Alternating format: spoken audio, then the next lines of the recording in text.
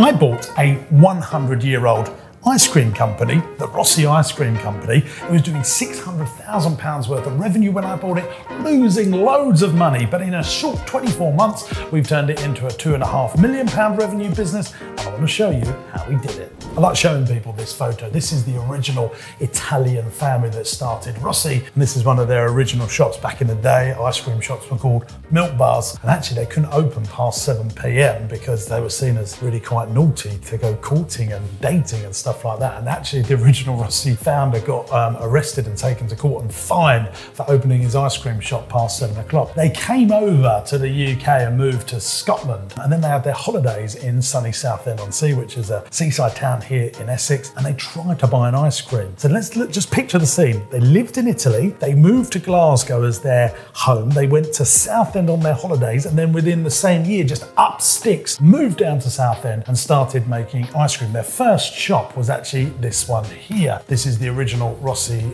shop and factory. They made the ice cream and it literally went like gangbusters. By the third generation, they'd amassed a wealth of around £20 million, but they'd started selling off the shops and the factory all separately. They were a seriously wealthy family, and actually they gave all of their wealth to the Catholic Church and a cat charity. All of it gone because they didn't have any kids, and then different people bought different parts of it. And I've been working very hard to buy all the bits back and putting it together as one big business again and getting those revenues up to £10 million worth of revenue. So that gives you a bit of a context of what I'm trying to do here. Very profitable business, then started losing money. My predecessors, the people I bought it off of, didn't invest in new equipment and new capex and new recipes and making great products because they didn't have the money to do that. We've injected a load of cash and we're now turning it around.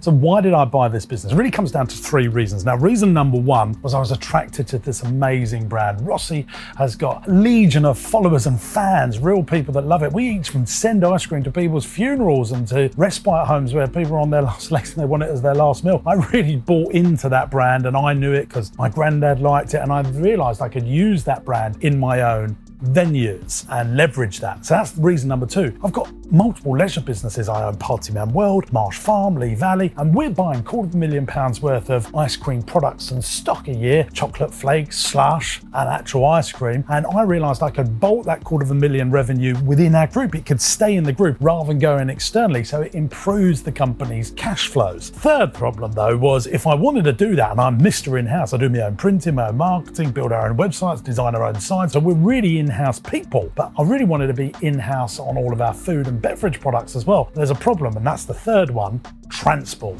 To make ice cream, you need to be able to transport it in freezer vans and freezer lorries. Rossi has all that stuff, but hey, if you're a hospitality and leisure business selling millions of pounds worth of other food to all your customers, imagine if you could put more on these vans, thus reducing your transport costs because you're getting economies of scale. Once you've got the vans, you've got all the lorries and stuff like that, you need to have a distribution site to be able to store all this stuff. Freezer rooms, freezer lorries, well, we've got that. Ladies and gentlemen, over here, this big warehouse where we distribute all the stuff to our site. So that was the big, massive win when buying Rossi. We managed to really hammer down costs because we could get massive economies of scale. Now, how did we grow that revenue from 600 to 2.5 million? So you now know why I bought it. Brand, keeping cash flow within the business, creating an ecosystem, and that transport and distribution. That doesn't mean it was a success straight away. And frankly, even now, we're breaking even at best and still losing money because we're artificially growing the business. So why was it in such a state of disrepair when I bought it? Well, I didn't have enough customers. You know, there wasn't enough cash coming in the business. That's the fundamentals. I'm sure you get that. There was not enough range. You know, that's really important. There wasn't enough product range, especially for a business that's hugely seasonal. I've repaired lots of seasonal businesses before, and I'm going to go into that in just a minute on how I think you can solve the problems of a seasonal business. There was no innovation. You know, if you don't innovate, your business is going to evaporate. Ben & Jerry's and Haagen-Dazs are constantly innovating. Great businesses like McDonald's, they never stop innovating. You can't just live off of a brand that's 100 years old without any changing circumstances. The marketing you do today, well, the headlines are really important, but you're not going to carry on using newspapers when the internet's here. Well, that's the similar sort of thing that was happening inside Rossi. We were doing old stuff that just wasn't fit for purpose for the modern day. So we had to not just live off of this 100-year-old brand, we had to innovate,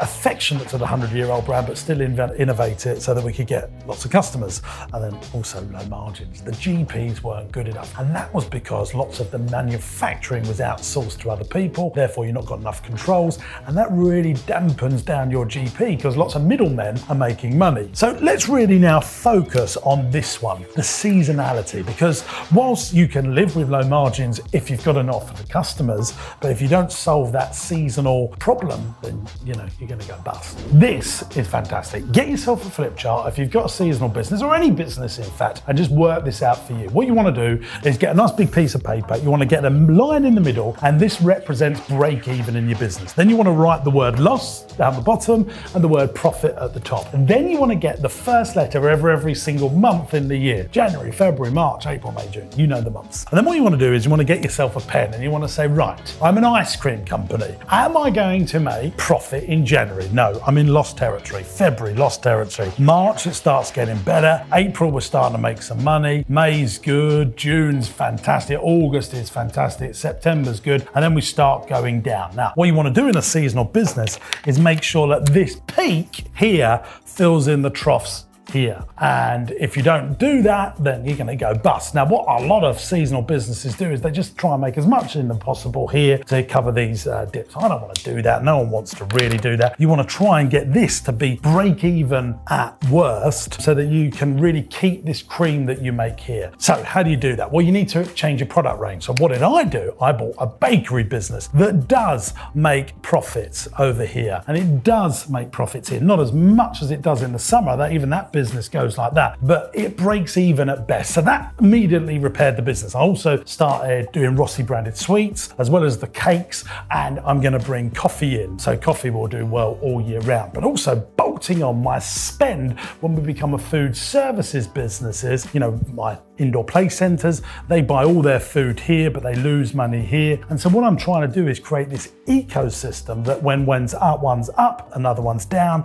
and you get a nice even cash flow. That is what you've got to do with a seasonal business. With my other businesses, for example, my play centers, I've put day nurseries in, or Marsh Farm, I've put a day nursery on there. So I'm benefiting from this other income stream that is embedded from the key business. So that Rossi Ice Cream business, that 100-year-old brand, is going to sell coffee. That 100-year-old brand is going to sell cakes and bread and all of that good stuff. It's going to sell sweets. But the bedrock is the ice cream company that allows us to sell stuff at other times of the year to bring in more regular cash flow so that you can turn this business that was only turning 600,000 very quickly into 2.5 million by bolting on other product lines. Now, also in a business, you've got to get yourself out. Because I looked at Rossi's main customers and I saw, right, we were supplying the seafront. They were making all their money in the winter. And I thought, well, who is buying ice cream in the winter? Because I was looking at the key product line as well, not just bolting on other businesses. So I looked at theatres. They were buying loads of ice cream in the winter,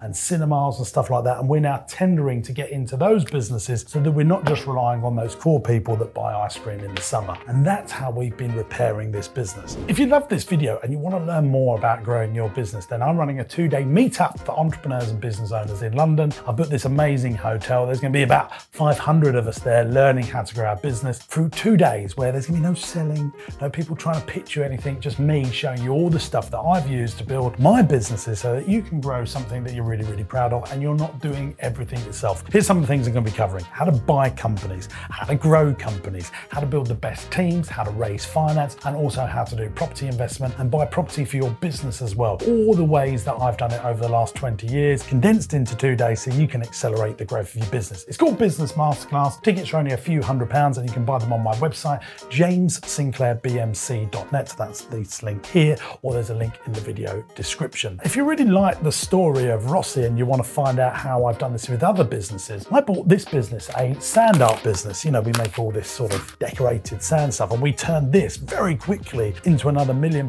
business from a few £100,000. And I want to show you how I did that. That's all on another YouTube video. Click here and you'll be able to see it. It's a great watch. See you in the next vid. Bye.